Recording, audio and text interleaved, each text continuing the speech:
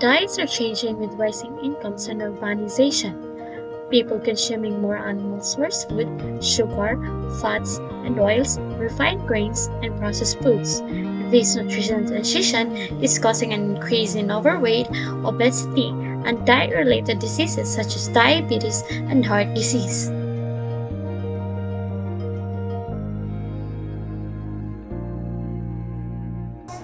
So in my practice, I've noticed a trend among clients where as incomes rise, there's an increase in the consumption of processed foods high in saturated fats and sugars. This shift often correlates with rising rates of obesity and related health issues. Additionally, alongside the trend of consuming processed foods, there often a decrease in the intake of fruits and vegetables, which are essential for a balanced diet and overall health. Food prices continue to rise. Canadians are feeling the pressure at the checkout lane. And for lower-income individuals, it's affecting the way they shop. According to the 2023 Canada Food Price Report by Dalhousie University, consumers can expect a rise in food prices across the board, with vegetables increasing the most at 6 to 8% this year. However, the prices of processed foods have and will remain fairly stable.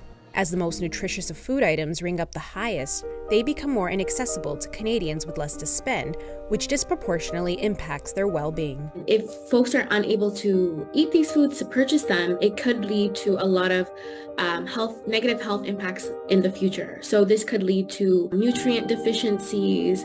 It can lead to the development of chronic illnesses. Not being able to purchase foods can lead to things like, the stress, anxiety, depression.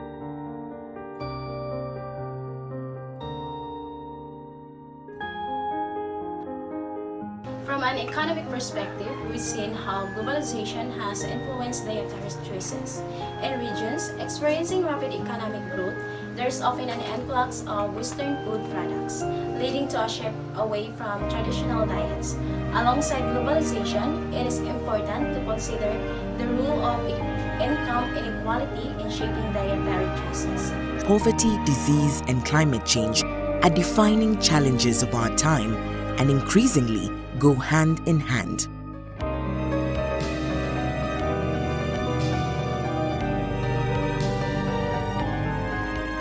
What if we could change the way we produce and consume food to fix this? It is no longer an option. It is an imperative to transform our food systems to deliver healthier people, healthier planet, and healthy economy.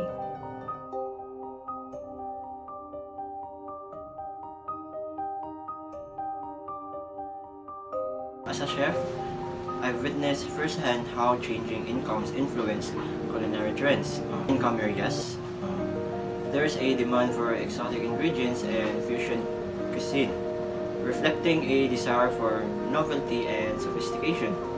Alongside discussing culinary trends, let's explore the concept of food deserts and how they affect communities with limited access to grocery stores and fresh ingredients. Fruits, vegetables, and lean protein, the building blocks of a healthy diet. But far too many Americans don't have access and can't afford them. In Milwaukee, they have come up with a rolling solution. It's the only way I can shop. I can't afford anything else. The Hunger Task Force partnering with Piggly Wiggly to bring healthy, affordable foods to so-called food deserts. The people who are most impacted by food deserts are more likely to be people of color, low-income people, seniors, and people with disabilities.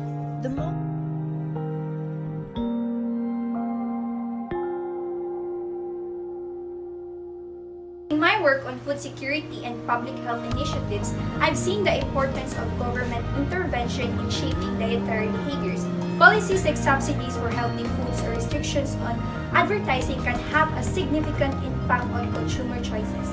In addition to government intervention, let's examine the role of industry regulations and corporate responsibility in shaping food environments. The government wants to change the way we eat. Today, they released their new diet guidelines, and it calls for us to consume a lot less sugar.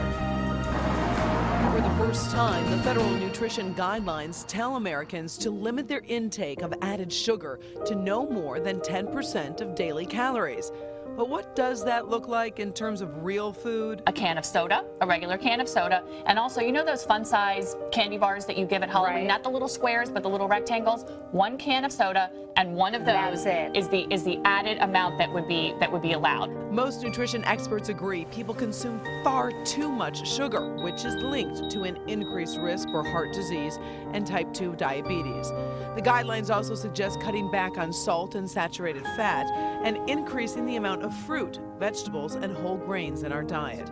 Health and Human Services Secretary Sylvia Burwell suggests making small, daily changes. When you think about it, whether it's the beverages you drink or maybe eating out one fewer night a week, or perhaps how you think about adding some additional fruits or vegetables, these small changes can get you to a place where there's healthier eating for you and your family.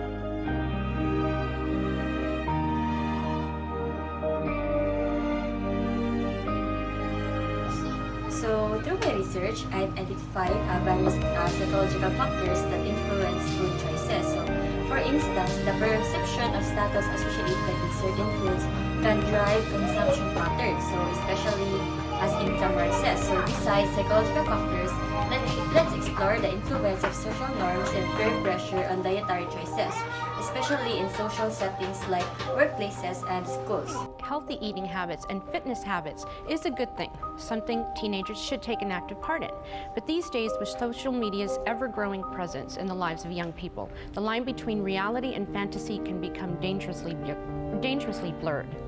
A lot of studies have shown that with the advancement of social media, when it comes to like the photography, like Instagram, Facebook, there is a vision of what the body should be. Unfortunately, the digital age has a lot to do with how teens view eating, fitness, and their own bodies. Prominent figures on social media, influencers, promote lifestyles and physiques that frankly are not realistic. And when it comes to the teenage population, they believe that the figure should be a certain way when it shouldn't be, and they work their hardest, and their body takes the toll on it. For young people, emulating these seemingly perfect figures can lead to dangerous habits.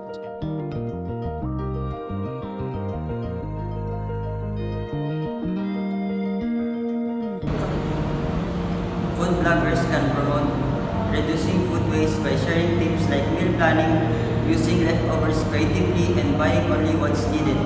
They can also highlight sustainable farming practices, promote local ingredients, and share recipes that use the whole ingredient. Bloggers can team up with local farmers, sustainable food organizations, and nutritionists for healthy recipes. They can collaborate with chefs from diverse backgrounds to celebrate cultural cuisines. Partnering with NGOs focused on food security and sustainability can also boost their impact.